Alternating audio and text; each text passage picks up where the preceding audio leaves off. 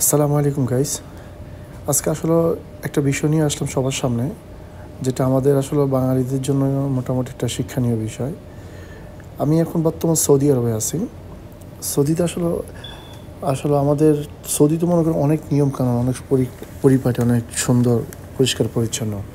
তাই এখানকার কিছু কিছু নিয়মকানুন আমি আমাদের ফেসবুক, ইউটিউব এবং বিভিন্ন মাধ্যমে, মিডিয়ার মাধ্যমে যা সবার সামনে একটুখানি তুলে ধরছি। এই যে একটা গাড়ি দেখা যাচ্ছে, এটা হলো আপনার মানে ময়লা ফেলে দেওয়ার জন্য একটা গাড়ি আর ডাস্টবিন, যেটা সৌদির ভাষা বলদিয়ার গাড়ি। এটা আমরা বাংলাদেশে বলি সিটি কর্পোরেশন, আর এখানে হলো একটা বলদিয়া, আরবিতে যেটা বলদিয়া বলা। দেখেন এখানে রাস্তার প্রতিটা পাশে পাশে কিন্তু এরকম ডাস্টবিন থাকে।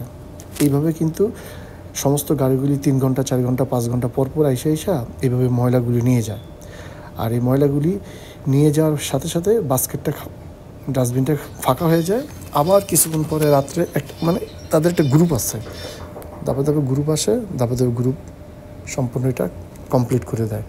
তা আসলে বলতে চাচ্ছি, এইভাবে আমাদের বাংলাদেশে কীভাবে ময়লা আবর্জনা পড়ে থাকে, হয়তো সাথে সাথে নেয় না, একদিন পরে 2 দিন পরে এসে নিয়ে যায়। পানি ভরপুরভাবে ময়লা আবর্জনা রাস্তাঘাট ছড়িয়ে যায়। আর এখানে এরকম কোনো পরিবেশ সৃষ্টি হওয়ার আগেই তারা এটা নিয়ে যায় এই আর কি। তো এইভাবে সুন্দরভাবে একটা গাড়ি এসে সুন্দরভাবে ডাস্টবিনটা ক্লিন করে, পরিষ্কার পরিচ্ছন্ন করে সুন্দরভাবে নিয়ে চলে যায়। আবার ডাস্টবিনটা রেখে যায়, আবার আরেক গ্রুপ, এইভাবে ধাপে ধাপে এক গ্রুপ আসে, আরেক গ্রুপ নিয়ে যায়। তো এটাই আর কি আসল বিষয়টা। তাই সবার সামনে বিষয়টা আমি তুলে ধরলাম।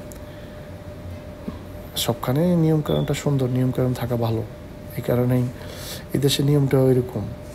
দেখেন পিছনে 2টা লোক থাকে, একটা গাড়ি দিয়ে এসে নিয়ে যায়। আর কিন্তু বেশিরভাগ বাঙালি লোকরাই কিন্তু আমাদের এই ধরনের কাজগুলিতে অংশগ্রহণ করে। আছে ইন্ডিয়ান আছে, নেপালি আছে, ফিলিপিন আছে, বিভিন্ন দেশের লোকগুলি কাজ করে। দেখেন একটু পরে এই ডাস্টবিনটা সুন্দর রেখে তারা ময়লা নিয়ে চলে যাবে।